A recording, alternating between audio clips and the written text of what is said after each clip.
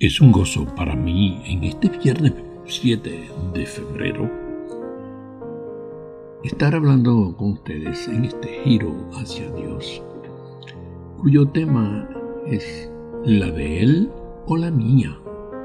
He referido este tema en el creer, hacer y realizar la voluntad de Dios o la nuestra.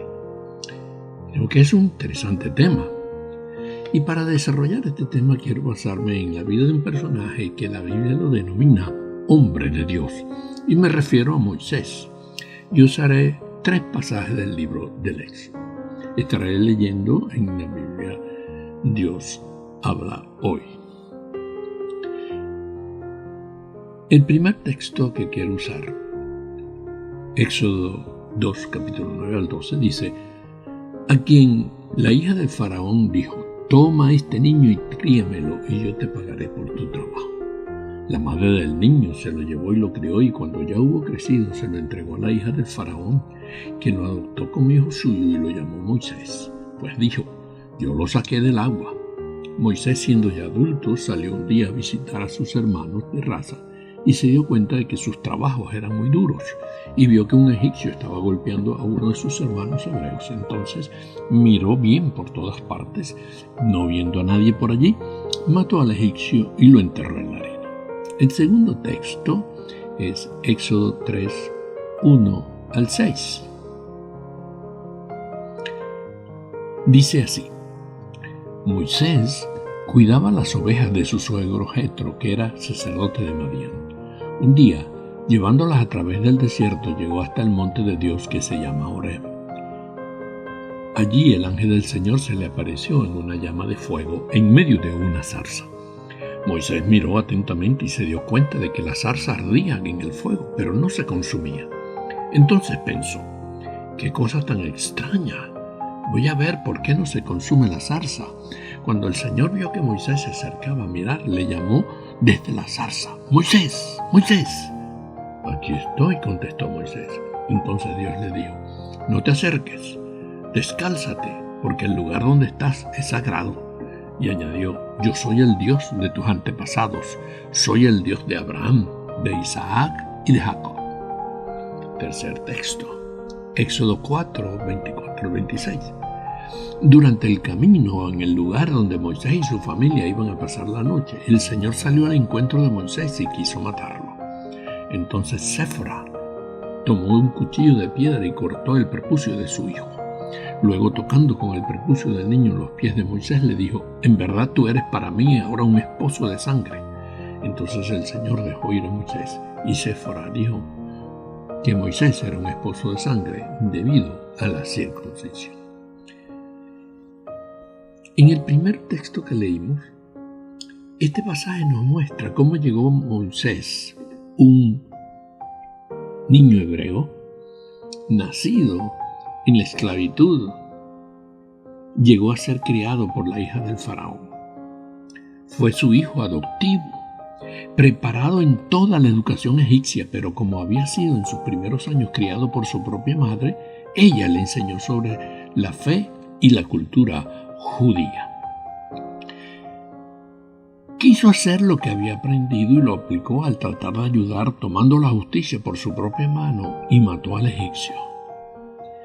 El resultado de hacer las cosas en su voluntad, tuvo que entonces huir de Egipto y refugiarse en la tierra de Madián. En el segundo texto leído, que es Éxodo 3, 1 al 6, dice: en Madián, Moisés se casó con la hija de un sacerdote, trabajaba pastoreando las ovejas de su suegro. Le pasó algo extraño cuando cerca del monte Horeb, que es el monte Sinaí, allí vio un arbusto que ardía pero no se quemaba. Quiso saber qué pasaba y por qué no se quemaba ese árbol. Aquí Moisés trata de hacer las cosas otra vez a su manera, en su voluntad. Iré y veré lo que está pasando. Al llegar allí, oyó la voz de Dios que le dice: este es un lugar santo y que debía descalzarse. ¿Por qué descalzarse? es que el calzado, en el ambiente en que él vivía, en el desierto, cuidando y pastoreando animales, era un calzado que se contaminaba de toda clase de impurezas. Por esa razón debe descalzarse, porque está entrando a un lugar santo. Todavía hoy hay templos, lugares donde se deben descalzar para entrar a la oración o al acto religioso. En este encuentro, al Moisés oír que Dios le habló, tuvo temor. Dios le habla y le da confianza con estas palabras: yo soy el Dios de tus antepasados, Abraham, Isaac y Jacob. El tercer pasaje es Éxodo 4, 24 al 26, donde ya Moisés, comisionado por Dios, va hacia Egipto con su esposa y sus hijos. Este texto nos confronta. ¿Por qué Dios quiere matar al que está enviando para salvar a los descendientes de Jacob? Acá está el último momento en la vida de Moisés donde debe dejar de hacer las cosas en su voluntad para hacerlas en la voluntad de Dios, que es el tema de este giro. Moisés, nacido y criado por una madre hebrea, siendo Amram y Jocabed, el padre y la madre de Moisés, descendientes de la tribu de Leví, conocían el rito de la circuncisión y habían circuncidado a Moisés a los 8 días de nacido. Y por haberlo criado probablemente hasta los 7 años, le habrían explicado que la circuncisión era la señal del pacto de Dios con Abraham, Isaac y Jacob. Jetro era del pueblo de Madián y era sacerdote del Dios Altísimo. ¿Por qué adoraba Jetro al Dios Altísimo siendo de un pueblo que no es hebreo? Recordemos entonces algunas cosas. 1. Abraham se circuncida como señal del pacto con Dios, y a todos los varones de su casa, hijos y esclavos, los comprados y los que nacieron en su casa. Eso encontramos en Génesis 17, 23. 2. Después de la muerte de Sara, Abraham tuvo por esposa a Cetura, y de ella nació Madián. Eso lo encontramos en Génesis 25, del 1 al 4, y también lo relata Primera de Crónicas 1, 32 y 33. Cuando Moisés se casa con Séfora y tiene a su hijo Gerson, él no lo circuncida. En los países orientales la circuncisión es practicada por varios países. Séfora probablemente conocía este rito, ya que ella interpreta que Dios quiere matar a Moisés por no haber cumplido con su hijo ese rito. Por eso ella, tomando un cuchillo y probablemente hecho de pedernal, circuncida a su hijo y con el prepucio cortado de su hijo toca a Moisés y lo declara esposo de sangre.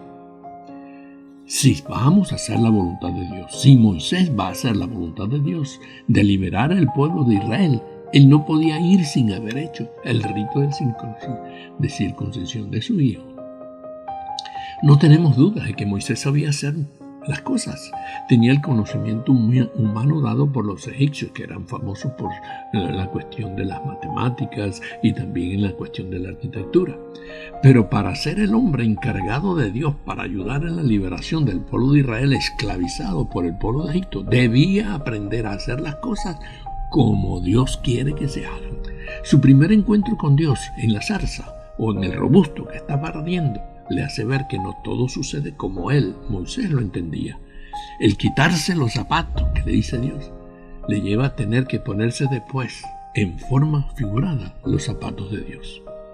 ¿Por qué digo esto? Porque si al seguir nosotros leyendo este capítulo se nos dice que Dios descendió para liberar al pueblo de los descendientes de Jacob, y por eso está hablando con Moisés, liberarlo de la esclavitud de los exactores que le oprimían. Y entonces en el transcurso de la conversación Dios le dice, fíjate, Dios le dijo que él había bajado para liberar al pueblo, pero ahora le dice, tú serás quien irás y los libertarás. Para liberar entonces a este pueblo no se puede hacer con el conocimiento egipcio que tenía Moisés, ni con el conocimiento que tenía como cuidador de ovejas. El quitarse el calzado está simbolizando que los conocimientos adquiridos a lo largo de sus años, 40 años como hijo de la princesa de Faraón, con los otros 40 años como cuidador de ovejas en el desierto en Madián. Y entonces, el quitarse el calzado está simbolizando que los conocimientos adquiridos le podían ayudar a hacer algunas cosas, pero no lo habilitaban para liberar a un pueblo esclavo y dominado. Después de un rato de no querer hacerlo cuando Dios conversó con él, y entonces él no se sentía capacitado para esa labor, hasta llegó a decir que era tartamudo. Y yo digo, ¿quién no se va a volver tartamudo si su trabajo era cuidar ovejas? Para responder entonces, ¿qué piensas de la labor que Dios quiere que hagas? Tomando como ejemplo la labor de Moisés. ¿Le puedes hacer con tus fuerzas y con los zapatos de tus conocimientos, o sea, en tu voluntad? ¿O estás dispuesto a descansarte y hacerla con las herramientas que Dios te va a dar? O sea, hacerla en su voluntad. Hasta aquí este giro hacia Dios. Que Dios te bendiga.